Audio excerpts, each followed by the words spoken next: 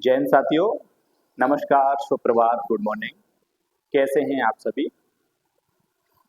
साथियों? मैं अभय प्रताप हरिओ एक बार पुनः आप सभी का अपने YouTube चैनल अभय ब्रेन बूस्टर में हार्दिक स्वागत करता हूं।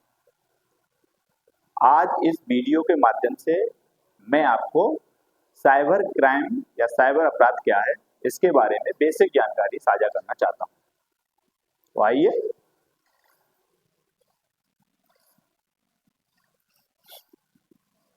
साइबर क्राइम या साइबर अपराध, इस वीडियो को हम 3 पार्ट में या 3 भागों में मैंने इसे डिवाइड किया है। पहला पार्ट है हमारा साइबर क्राइम या साइबर अपराध क्या है। दूसरा पार्ट है हमारा यदि आपके साथ साइबर फ्रॉड हो जाए या साइबर क्राइम घटित हो जाए तो क्या करें। नंबर 3 है साइबर क्राइम से बचने के उपाय। सबसे इंपॉर्टेंट है साइबर क्राइम से बचने के उपाय। तो पहला पॉइंट है हमारा साइबर क्राइम क्या है या साइबर अपराध क्या है। तो साथियों, साइबर अपराध वह अपराध है जिनमें इंटरनेट, मोबाइल या किसी डिजिटल प्रणाली का प्रयोग करके अपराध को अंजाम दिया जाता है।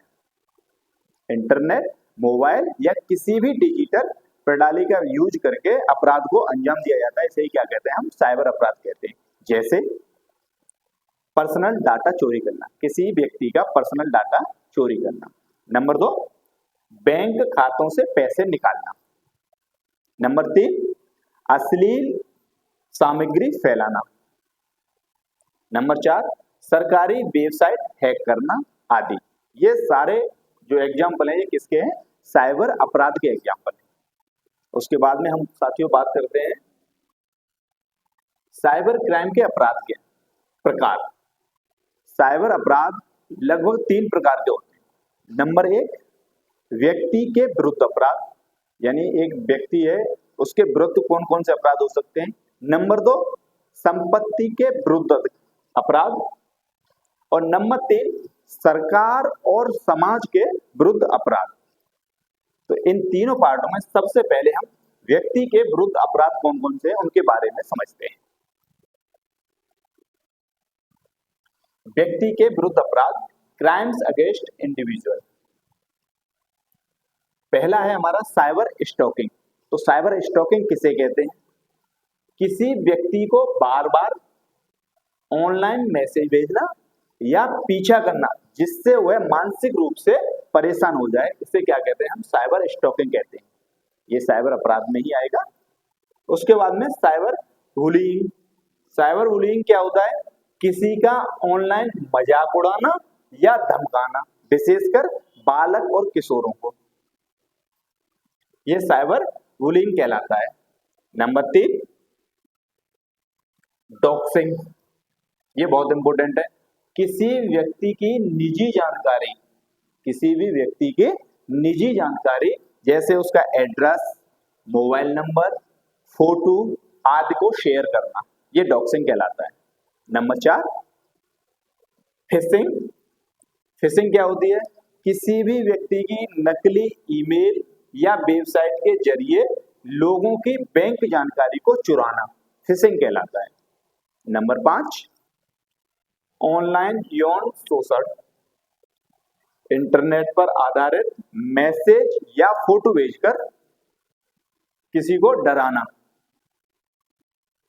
वो आपका ऑनलाइन यौन शोषण कहलाएगा। आपने किसी का फोटो उसके पास भेज दिया कि आप हमें पैसे डालो नहीं तो मैं आपका जो फोटो है उसे वायरल कर दूंगा, भांति भांति। उसके बाद में फर्जी सोशल प्रोफाइल बनाना, किसी और की पहचान का दुरुपयोग करना। आपने फेसबुक पे देखा होगा कि मेरा फोटो लगा हुआ है, मेरे नाम से आईडी है, लेकिन उसका जो ऑपरेट कर रहा है कोई दूसरा व्यक्ति है, वो मेरे सगे संबंधियों को मेरा फोटो दिखा करके, यानी मेरी पहचान बता करके उनसे पैसे मांगता है। तो ये भी क्या है? आपका फर्जी सोशल प्रोफाइल बनाना। ये सब व्यक्ति के विरुद्ध अपराध में आते हैं। अब इसके बाद हम बात करते हैं नंबर 2, संपत्ति के विरुद्ध अपराध। संपत्ति के विरुद्ध अपराध में सबसे पहला आता है हैकिंग। हैकिंग क्या है? कंप्यूटर प्रणाली में अनधिकृत प्रवेश, यानी आपका कोई सिस्टम चल रहा है उसमें कोई व्यक्ति अनाधिकृत रूप से उसमें प्रवेश कर लेता है, यानी वो अपने तरीके से फिर आपके सिस्टम को चलाता है, वो कहलाता है आपका हैकिंग। Number 2, ransomware. रैनसमवेयर क्या होता है?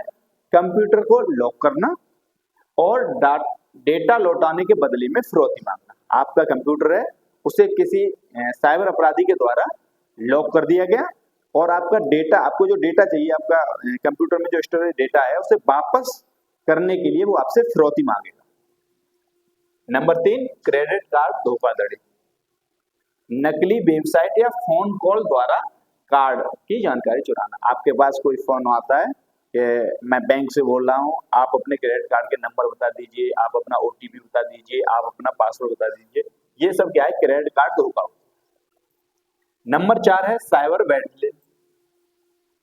वेबसाइट या डाटा को पूरी तरह नष्ट करना ही ये आपका साइबर वैंडलिज्म कहलाता है। ये संपत्ति के विरुद्ध अपराध हैं, साइबर अपराध में आते हैं। अब नंबर 3 हम बात करते हैं सरकार या समाज के विरुद्ध अपराध कौन कौन से होते हैं। नंबर 1, साइबर आतंकवाद। साइबर आतंकवाद क्या है? देश की रक्षा, सरकारी नेटवर्क या बैंकिंग प्रणाली पर हमला करना ही साइबर आतंकवाद कहलाता है। नंबर 2, साइबर युद्ध। एक देश के द्वारा दूसरे देश की डिजिटल प्रणालियों को नुकसान पहुंचाना ही साइबर युद्ध कहलाता है। नंबर 3, साइबर जासूसी। किसी भी देश की गुप्त जानकारी चुराने के लिए गवर्नमेंट जो डेटा होता है उसमें सेंधमारी लगाना ही आपका क्या कहलाएगा? साइबर जासूसी। उसके बाद हम बात करते हैं फेक न्यूज प्रसार। ये आजकल सबसे ज्यादा समाज में है। समाज में अफवाह फैलाकर हिंसा भड़काना या चुनाव प्रभावित करना, ये फेक न्यूज प्रसार कहलाता है। आपने देखा होगा चुनाव के समय तरह तरह की अफवाहें फैला दी जाती हैं या सभ्य समाज में किसी प्रकार की अफवाह फैला दी जिससे कि वो हिंसात्मक हो जाता है। ये हो गए आपके साइबर अपराध क्या है।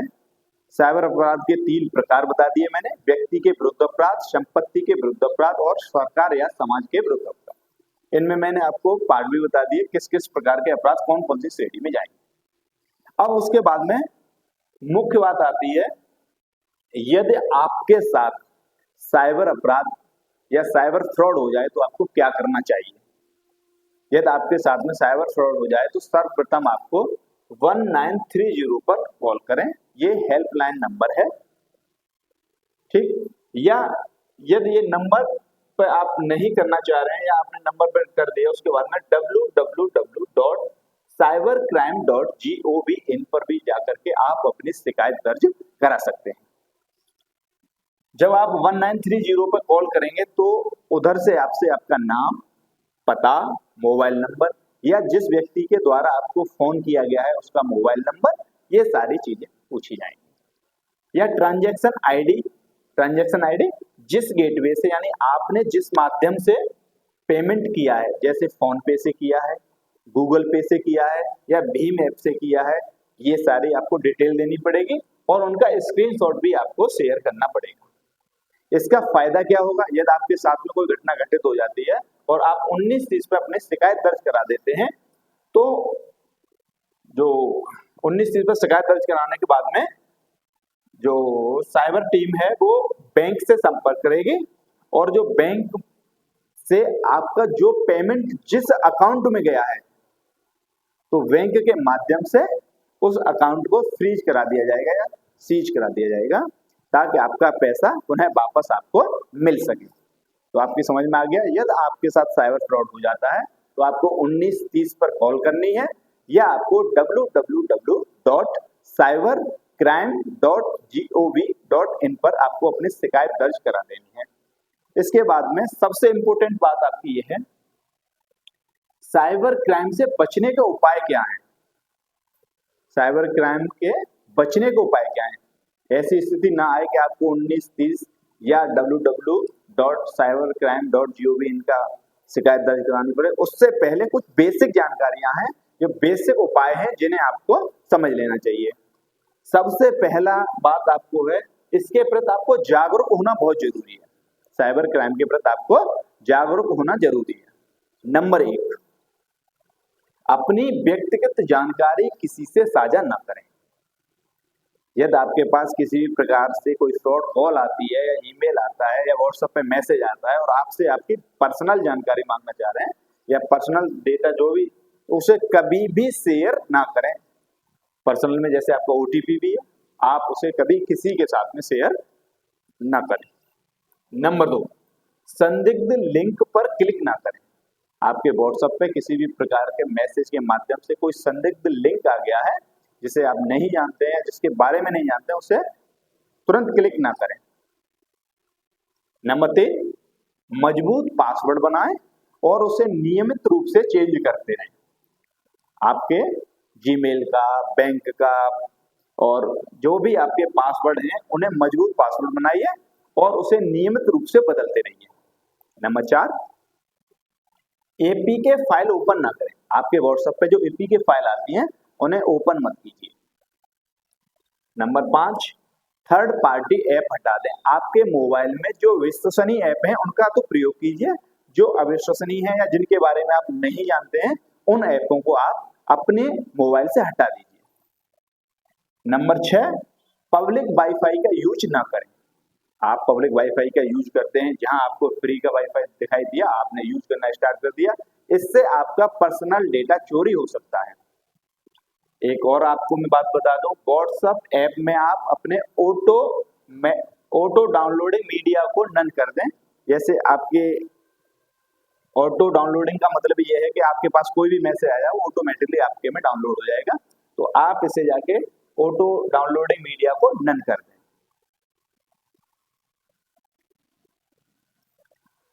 साथियों, इस वीडियो के माध्यम से मुझसे जुड़ने के लिए आप सभी का एक बार पुनः बहुत बहुत धन्यवाद। कृपया आप मेरे चैनल अभय ब्रेन बूस्टर को लाइक करें, शेयर करें और अपने साथियों के साथ शेयर करें और सब्सक्राइब करें।